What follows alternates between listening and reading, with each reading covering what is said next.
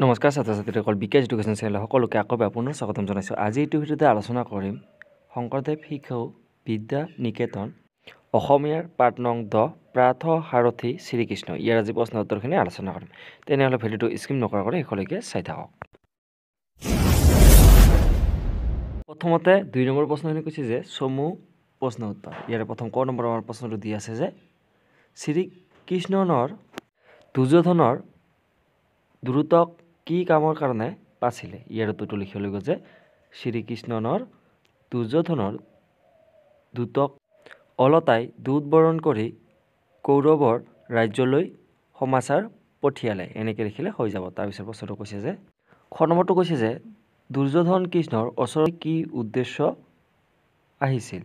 ইয়াৰ উত্তৰটো লিখিব লাগিব যে দুৰ্যোধন কৃষ্ণৰ ওচৰলৈ কৃষ্ণক কৌৰৱৰ সেনাপতি ৰূপে বৰণ কৰাৰ উদ্দেশ্য আহিছিল। এনেকৈ বা এইখিনি লিখিলে হৈ যাব। তাৰপিছত গ নম্বৰ প্ৰশ্নটো কৈছে যে ইয়াৰ পিছৰ অৰ্জুন কি প্ৰস্তাৱ লৈ দ্বাৰকালৈ গৈছিল? ইয়াৰ উত্তৰটো লিখিম যে অৰ্জুন শ্ৰীকৃষ্ণক কৌৰৱ পাণ্ডৱৰ ৰণলৈ নিমন্ত্ৰণ কৰিবলৈ দ্বাৰকালৈ গৈছিল। এনেকৈ লিখিলে হৈ যাব। তাৰপিছত প্ৰশ্নখিনি কৈছে যে খ নম্বৰটো দুৰ্যোধনে আগতে গৈয়ক কি কাৰণে মনতে ভাবি যোৱা প্ৰস্তাৱ কৃষ্ণক দিব নোৱাৰিলে? ইয়াৰ উত্তৰটো লিখিব লাগিব যে দুৰ্যোধনে আগতে গৈয়ক মনতে ভাবি যোৱা প্ৰস্তাৱ কৃষ্ণক দিব নোৱাৰিলে কাৰণ শ্ৰীকৃষ্ণৰ শয়ন কক্ষত অৰ্জুনক দেখা পাইছিল। এনেকৈ লিখিলে হৈ যাব।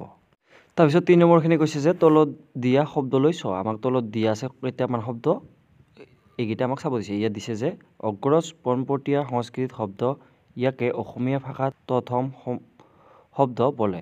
এনে শব্দ পাঠত কিমান আছে বাছি উলিওৱা। আমাক বাছি উলিয়াব দিছে। এইখিনি নিজে কৰি ল'ব। তাৰপিছত 4 নম্বৰ প্ৰশ্নখিনি কৈছে যে তলৰ শব্দবোৰ বাক্যত ব্যৱহাৰ কৰা। তলৰ শব্দবোৰ আমাক বাক্যত ব্যৱহাৰ কৰিব দিছে। ইয়াতে প্ৰথমটো দি আছে যে হৰ্ষচিত্তে, এইটো লিখিব লাগিব এনেকৈ যে ৰামে সদায়, ইয়াত লিখিম আমি হৰ্ষচিত্তে বিদ্যালয়লৈ যায়। তাৰপিছতটো দিয়া আছে যে আগ ধৰি, এইটো লিখিম এনেকৈ ৰীমা বিদ্যালয়লৈ যোৱাৰ সময়ত বাটতে তাইৰ লগৰ ভানুৰ মাকে আগ ধৰি প্ৰশ্ন কৰিছিল। এনেকৈ লিখিলে হৈ যাব। তাৰপিছতটো দিয়া আছে প্ৰত্যুত পণ্যমতী, এইটো এনেকৈ লিখিব লাগিব যে প্ৰত্যুত পণ্যমতী হ'লে সকলো বিপদৰ পৰা হাত সাৰিব পাৰি। তাৰপিছত দিয়া আছে যে চম্ভালি লৈ, এইটো লিখিব লাগিব যে সময় থাকোঁতেই ডাক্তৰে সকলো চম্ভালি ল'লে। এনেকৈ লিখিব লাগিব। তাৰপিছত দিয়া আছে যে বাছনি মত, এইটো লিখিম যে কুইজ খেলৰ বাছনি মতে ক দলটো জয়ী হ'ল। এনেকৈ লিখিব লাগিব। তাৰপিছতটো দিয়া আছে ধীৰে ধীৰে, এইটো লিখিম যে ধীৰে ধীৰে বেলি পশ্চিম দিশত মাৰ গ'ল। এনেকৈ লিখিম। তাৰপিছত প্ৰশ্নখিনি কৈছে যে ইয়াৰ পিছৰ 5 নম্বৰখিনি কৈছে যে চমু টোকা লিখা। ইয়াৰে প্ৰথমটো দিয়া আছে আমাৰ উলুক, এইটো লিখিম যে উলুক কৌৰ ৰজা দুৰ্যোধনৰ ৰাজসভাৰ দূত আছিল। তেওঁক ৰজা দুৰ্যোধনে শ্ৰীকৃষ্ণক কুৰুক্ষেত্ৰত ৰণলৈ নিমন্ত্ৰণ জনাবৰ বাবে দ্বাৰকালৈ পঠিয়াইছিল। উলুকে দুৰ্যোধনৰ লিখিত অনুৰোধ লৈ দ্বাৰকাত উপস্থিত হৈছিলগৈ। এই উলুকেই আকৌ শ্ৰীকৃষ্ণই অলতাই তেওঁৰ দূত হিচাপে বৰণ কৰিছিল। শ্ৰীকৃষ্ণই উলুকৰ জৰিয়তেই ৰজা দুৰ্যোধনলৈ বাৰ্তা পঠাইছিল যে তেওঁ ভাই ককাইৰ মাজত অনাহকত যুদ্ধ হোৱাটো নিবিচাৰে। তেওঁ দুয়ো পক্ষৰ মাজত সন্ধি স্থাপনহে বাঞ্ছা কৰে। উলুক আছিল কুৰুক্ষেত্ৰৰ ৰণৰ সময়ত দুৰ্যোধন আৰু শ্ৰীকৃষ্ণৰ মাজত বাৰ্তা আদান প্ৰদান কৰা এজন কটকী। এনেকৈ বা এইখিনি লিখিলে হৈ যাব। তাৰপিছতটো দি আছে ইয়াৰ পিছৰটো। তাৰপিছত 2 নম্বৰটো দি আছে যে অৰ্জুন, এইটো লিখিব লাগিব এনেকৈ যে পঞ্চ পাণ্ডৱৰ ভিতৰত অৰ্জুন আছিল তৃতীয় পাণ্ডৱ। পাণ্ডু ৰজাৰ পত্নী কুন্তীৰ গৰ্ভত দেৱৰাজ ইন্দ্ৰৰ ঔৰসত এওঁৰ জন্ম হয়। অৰ্জুন আছিল যদুপতি শ্ৰীকৃষ্ণৰ পৰম সখা। মহাভাৰতৰ যুগত অৰ্জুনৰ নিচিনা গুণশালী মহাবীৰ নাছিল। অৰ্জুনৰ কেইবাগৰাকীও পত্নী আছিল। দ্ৰৌপদী, উলুপী, চিত্ৰাংগদা আৰু সুভদ্ৰা। তেওঁৰ পুত্ৰ কেইজনৰ নাম আছিল শ্ৰুতকৰ্মা, বব্ৰুবাহন, হৰাবান, অভিমন্যু। অৰ্জুনে গুৰু দ্ৰোণাচাৰ্যৰ পৰা অস্ত্ৰ বিদ্যা গ্ৰহণ কৰিছিল। তেওঁ গুৰুৰ তত্ত্বাৱধানত এজন অপ্ৰতিদ্বন্দ্বী ধনুধৰ হিচাপে খ্যাত হৈ পৰিছিল। তদুপৰি অৰ্জুনে উলপিৰ পৰা জলজয়ী বিদ্যা, চিত্ৰৰথ গন্ধৰ্বৰ পৰা চক্ষুষী বিদ্যা লাভ কৰে। অৰ্জুন কুৰুক্ষেত্ৰ ৰণত পাণ্ডৱৰ সৰ্বপ্ৰধান সেনাপতি আছে। এনেকৈ বা এইখিনি লিখিলে হৈ যাব। তাৰপিছতো দি আছে যে ইয়াৰ পিছৰ ৩ নম্বৰটো যে নাৰায়ণী সেনা। এইটো লিখিম যে শ্ৰীকৃষ্ণৰ শৰীৰৰ পৰা ওলোৱা সেনা। পিতৃ শ্ৰদ্ধাৰ কাৰণে বৰাহ স্বীকাৰ কৰিবলৈ যাওঁতে যেতিয়া তেওঁৰ চিৰশত্ৰু জৰাসন্ধ ৰজাৰ সৈন্যই তেওঁক অকলে পাই বেঢ়ি ধৰিছিল, তেতিয়া নাৰায়ণী সেনা নামৰ এই এক অযুত সৈন্য শ্ৰীকৃষ্ণৰ দেহৰ পৰা বাহিৰ হৈছিল। এই সেনাবিলাকৰ আন এটা নাম সংসপ্তক অৰ্থাৎ দৃঢ়প্ৰতিজ্ঞ।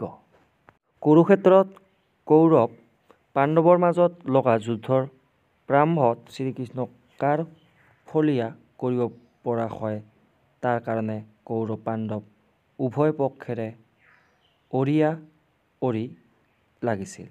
শেষত শ্ৰীকৃষ্ণই নিজে পাণ্ডৱৰ ফলীয়া হ'ল আৰু দুৰ্যোধনক এক অযুত নাৰায়ণী সেনা দি সন্তুষ্ট কৰিলে। এনেকৈ বা এইখিনি লিখিলে হৈ যাব। তাৰপিছতো দি আছে যে ইয়াৰ পিছৰটো ৪ নম্বৰটো যে দুৰ্যোধন। এইটো লিখিম যে ধৃতৰাষ্ট্ৰ আৰু গান্ধাৰীৰ ১০০ পুত্ৰৰ ভিতৰত দুৰ্যোধন আছিল প্ৰথম পুত্ৰ।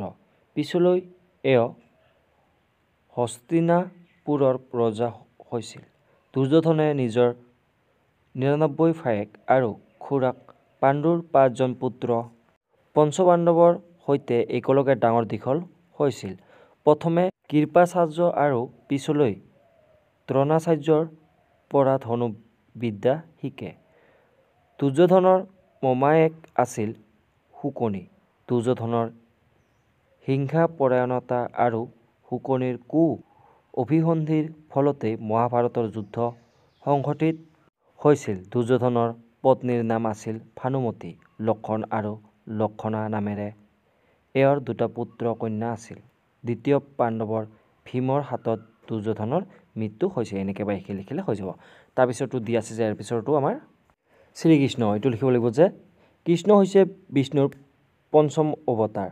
দৈৱকীৰ কোলাত মোমায়েক মথুৰাৰাজ কংসৰ কাৰাগাৰত কৃষ্ণৰ জন্ম হয়।